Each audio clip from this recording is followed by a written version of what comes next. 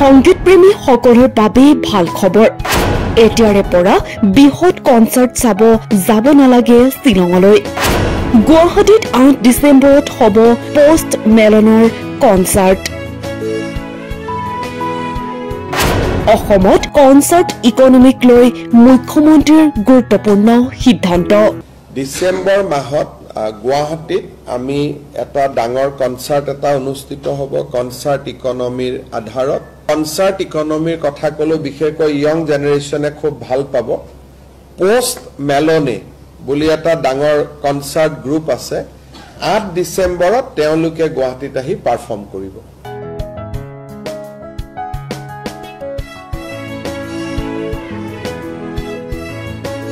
আজি দেৰগাঁৱত অনুষ্ঠিত হয় কেবিনেট বৈঠক আৰু কেবিনেট বৈঠকতে মুখ্যমন্ত্ৰী হিমন্ত বিশ্ব শৰ্মাই অসমৰ কনসাৰ্ট ইকনমিক লৈ গুৰুত্বপূৰ্ণ সিদ্ধান্ত গ্ৰহণ কৰে এতিয়াৰে পৰা অসমতো হ'ব মেঘালয় শিলঙৰ দৰে ডাঙৰ ডাঙৰ কনসাৰ্ট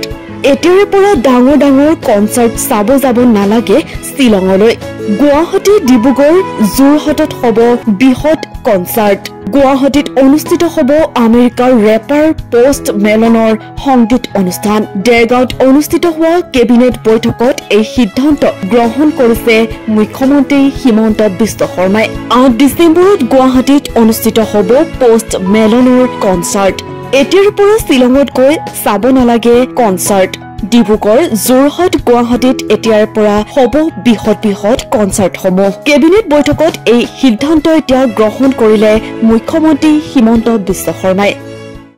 আৰু কনসাৰ্ট ইকনমিৰ ভৱিষ্যতৰ ভেনু হিচাপে গুৱাহাটী ডিব্ৰুগড় আৰু যোৰহাটক আমি আজি কেবিনেটত অনুমোদন দিয়া হৈছে অৰ্থাৎ যি কোম্পানী কনসাৰ্ট অসমত অনুষ্ঠিত কৰিব আহিব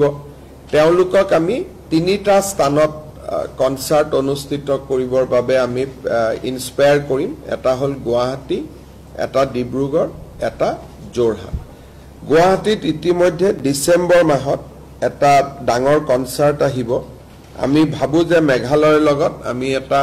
সুস্থ প্ৰতিযোগিতা এটা কৰিব পাৰিম নহলে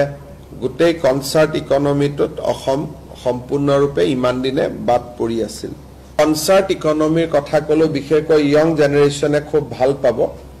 পোষ্ট মেলনে বুলি এটা ডাঙৰ কনসাৰ্ট গ্ৰুপ আছে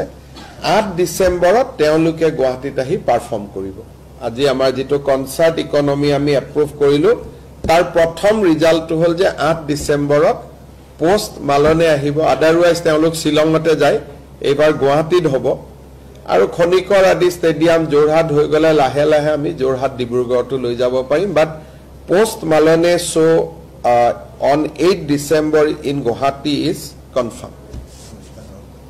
আৰু এটো কি আমেৰিকান ৰক বেণ্ড হয় দ্বিতীয়তে আজি আমাৰ কেবিনেটত আমি আপোনালোকে জানে যে আমাৰ সুবুৰীয়া ৰাজ্য মেঘালয়ত বহুত বিলাক কনসাৰ্ট হৈ আছে কেইদিনমান আগতে আহমেদাবাদত কনসাৰ্ট হৈছিল কোল প্লে বুলি প্ৰায় জিএসটি হোটেলত থকা এই সকলো মিলি গুজৰাটে প্ৰায় এটা কনসাৰ্টতে 600 কোটি টকা উপাৰ্জন কৰা বুলি বাতৰি কাকতত এটা ইম্প্যাক্ট এনালাইসিস ওলাইছিল আজি অসমৰ কনসাৰ্ট ইকনমিৰ ওপৰত আমি বাজেটত কৈছিলো তাৰ আজি আমি পলিচিটো ইয়াত এপ্ৰুভ কৰিছো আৰু আমাৰ নামটোলে ডিসেম্বৰ মাহত গুৱাহাটীত আমি এটা ডাঙৰ কনসাৰ্ট এটা অনুষ্ঠিত হ'ব কনসাৰ্ট ইকনমিৰ আধাৰত আৰু কনসাৰ্ট ইকনমিৰ ভৱিষ্যতৰ ভেনু হিচাপে গুৱাহাটী ডিব্ৰুগড় আৰু যোৰহাটক আমি আজি কেবিনেটত অনুমোদন দিয়া হৈছে অৰ্থাৎ যি কোম্পানী কনসাৰ্ট অসমত অনুষ্ঠিত কৰিব আহিব তেওঁলোকক আমি তিনিটা স্থানত